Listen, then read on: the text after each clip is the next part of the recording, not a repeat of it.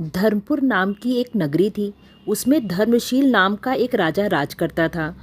उसके अंधक नाम का एक दीवान था। एक दिन दीवान ने कहा, महाराज, एक मंदिर बनवाकर देवी को बिठाकर पूजा की जाए तो बड़ा पुण्य मिलेगा।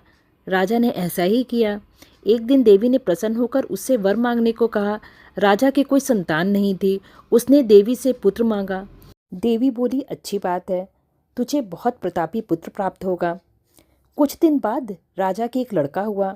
सारे नगर में खुशियां मनाई गईं। एक दिन एक धोबी अपने मित्र के साथ उस नगर में आया। उसकी निगाह देवी के मंदिर पर पड़ी। उसने देवी को प्रणाम करने का इरादा किया। उसी समय उसे एक धोबी की लड़की दिखाई दी जो बड़ी सुंदर थी।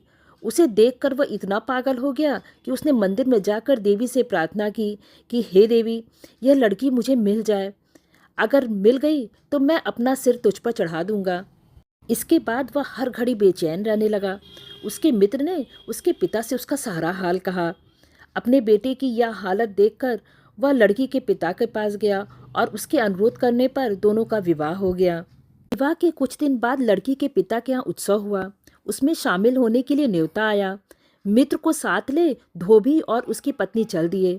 रास्ते में उसी देवी का मंदिर पड़ा तो लड़के को अपना वादा याद आया।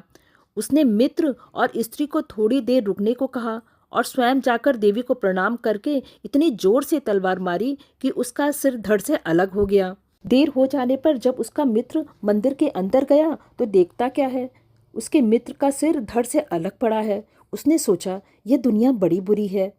कोई यह तो समझेगा नहीं कि उसने अपने आप शीश चढ़ाया है। सब यही कहेंगे कि इसकी सुंदर स्त्री को हड़पने के लिए मैंने इसकी गर्दन काट दी। इससे कहीं अच्छा मर जाना ही है। यह सोचकर उसने तलवार लेकर अपनी गर्दन उड़ा दी। उधर बाहर खड़ी खड़ी स्त्री हैरान हो गई तो वह मंदिर के भीतर गई।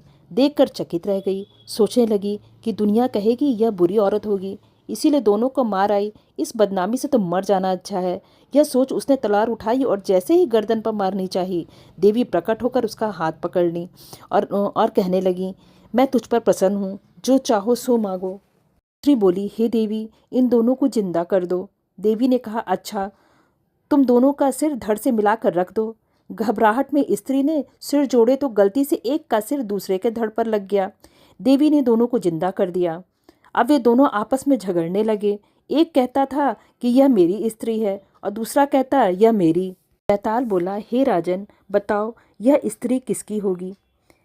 राजा ने कहा, नदियों में गंगा उत्तम है, पर्वतों में सुमेरु, वृक्षों में कल्प वृक्ष और अंगों में सिर।